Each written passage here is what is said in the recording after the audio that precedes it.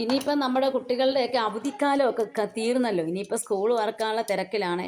അപ്പോൾ നമ്മൾ ഇത്രയും നാളും കുട്ടികളെ ചൂടത്ത് ശക്തമായ ചൂടിനകത്തൊക്കെ പിള്ളേർ നിന്ന് ഇപ്പോൾ ഒരു മഴയൊക്കെ പെയ്ത് നമ്മുടെ ഭൂമിയെല്ലാം തണുത്ത് വന്നു.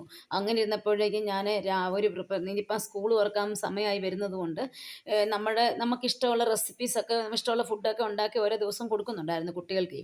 അങ്ങനെ ഞാൻ ഒരു ബീറ്റ്റൂട്ട് ഉപയോഗിച്ച് ഒരു ചപ്പാത്തി ഉണ്ടാക്കി കൊടുക്കാമെന്ന് ഇന്ന് ആലോചിച്ചിട്ട് ബീറ്റ്റൂട്ട് നമ്മൾ ഇതുപോലെ സ്ലൈസായിട്ട് അരിഞ്ഞ് നമ്മൾ മിക്സിയുടെ ജാറിനകത്തിട്ട് നമ്മൾ ശകലം വെള്ളം കൂടി ഒഴിച്ച് നമ്മൾ ജ്യൂസാക്കി അരിച്ചെടുക്കുക.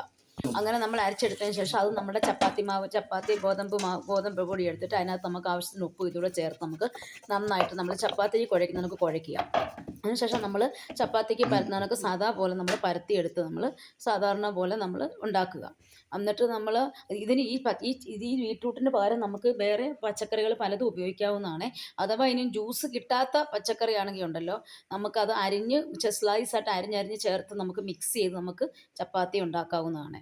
പിന്നെ അതിൻ്റെ കൂടെ ഞാൻ പിള്ളേർക്ക് ഇന്നലത്തെ ബീഫ് കറി ഉണ്ടായിരുന്നു, അതുകൂടെ കൂട്ടി പിള്ളേർ ബീഫ് കറിയും ചപ്പാത്തിയും അങ്ങനെ പ്രത്യേക ഒരു അവധിക്കാലം തീരുന്നത് കൊണ്ട് അതാണ് പിള്ളേർ ഇന്ന് കഴിച്ചത്. അടിപൊളിയായിരുന്നു ഇന്ന്.